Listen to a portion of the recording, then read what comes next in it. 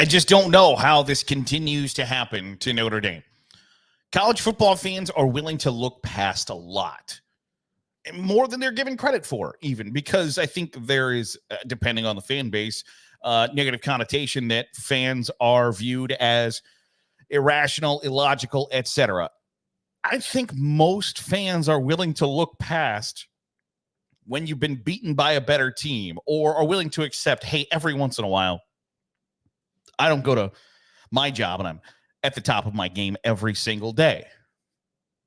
But what they don't generally look past is when you lose to somebody that you have no business losing to, especially in a bye game when you've paid somebody $1.4 million to come to your stadium in exchange for a loss, and instead they pull out a win. And that's exactly what Northern Illinois did on Saturday to Notre Dame.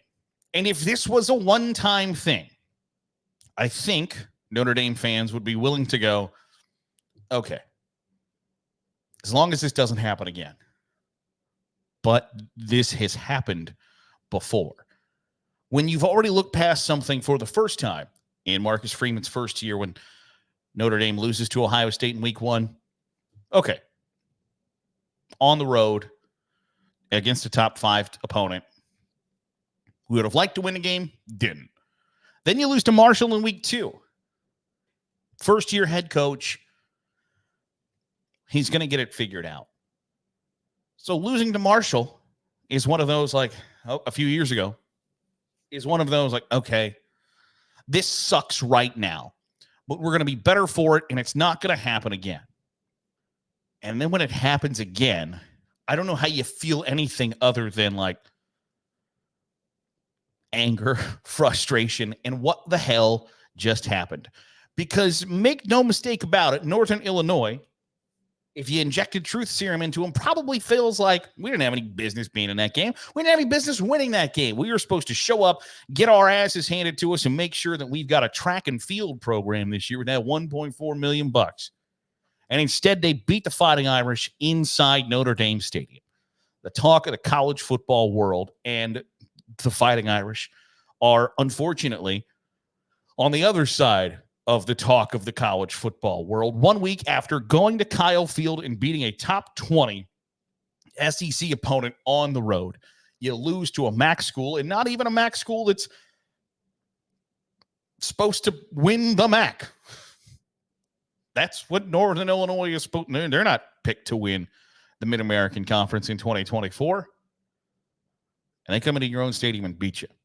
And I don't know how this keeps happening, but I do know that it can't keep happening, because it's one of those that if this were to happen again, if Notre Dame was to somehow lose to a MAC school, group of 5 school, one of the cupcakes on their schedule, there are real legit, like, I don't think Marcus Freeman enters the hot seat after losing to Northern Illinois.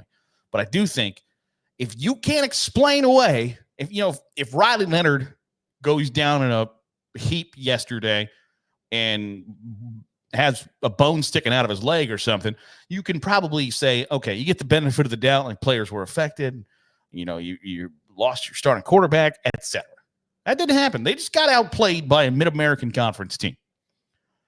And even after it might have appeared as if the officials were trying to give them the damn game, Notre Dame still couldn't take it. There are just some places where on-the-job training is not going to be accepted. When you get to blue blood status, that's just not going to fly. If Marcus Freeman got the chance to be the head coach at Duke before he got to Notre Dame, or pick virtually any other program outside of Alabama, Notre Dame, Texas, Oklahoma, Ohio State, Florida, Georgia, LSU, USC, Michigan, Penn State. I could probably go on for a few more schools. If you lose to one of those group of 5 schools in a bye game, it's not the end of the world. It's not looked at with the magnifying glass that it is when it happens at Notre Dame. And when you have to say in a press conference after you've lost to a school that you were projected and predicted to win by dozens of points, and you get to say, well, we've been here before. That is not the defense that you think it is. That is not what you want to say in a press conference after another horribly disappointing loss, when there were people who were already cementing you into the college football playoff after you go to Kyle Field and College Station, get a win, and say, hey, we got a big time win on our resume, and as long as we don't screw the pooch in the two difficult games, in both of the two difficult games we played this year, we're going to the college football playoff. But you got to take care of business in the other 8, the other 9, and you don't. Getting to say, well, we've been here before. We know how to handle losing to somebody that we had no business losing to. We know how to rectify those issues, turn it around, and get better.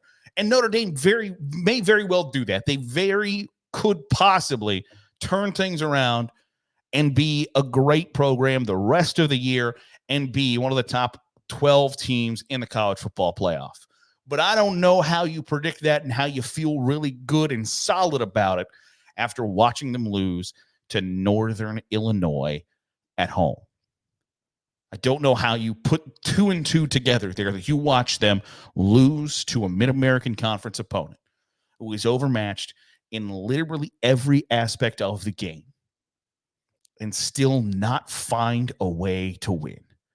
And I'm not going to sit here and overreact. I'm not going to be super illogical and say, one, Marcus Freeman has to go, or say anything too drastic, because it is still early in the season. And I've been the biggest champion of, you shouldn't have to be expected to be perfect from the get-go to be the best team at the end of this season.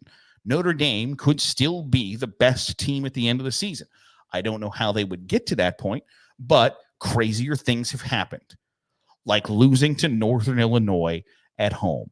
But saying in a press conference, we're okay because we've been here before. We've dealt with crushing losses to teams that we had absolutely 100% no business losing to, is not a great look, because losing to those programs has been the beginning of the end of other coaches' downfalls. When Charlie Weis lost to Navy for the first time in 4 decades at Notre Dame, it launched the beginning of the end of his tenure. There was a ton of excitement. There were people not asking how long it would take Charlie Weis to win a national championship at Notre Dame. It was how many national championships was Charlie Weis going to win at Notre Dame? And the answer turned out to be a big, fat, steaming pile of 0. And his tenure started going downhill when they lost to Navy at Notre Dame. And this, again, is not the first time Navy has done this. Brian Kelly lost to Tulsa at Notre Dame. But Marcus Freeman is early in his tenure and was viewed as the guy who was going to step in for Brian Kelly and keep Notre Dame at the level that they had grown accustomed to under Brian Kelly, which was a playoff contender year after year after year, and somebody that could be viewed as one of the 5 to 10 favorites to win the national championship. And losing to Northern Illinois inherently makes you not that. So when you look at Marcus Freeman and his record thus far, coupled with the fact that they have not been great at the sport's most important position, quarterback, in finding those players and developing those players. And I know that there are going to be Notre Dame fans that get in the comments and say, our quarterback recruiting has been spectacular. And that's why you're starting a transfer quarterback for the second straight year who doesn't look like he's gotten any better since he left the program that he came to you from.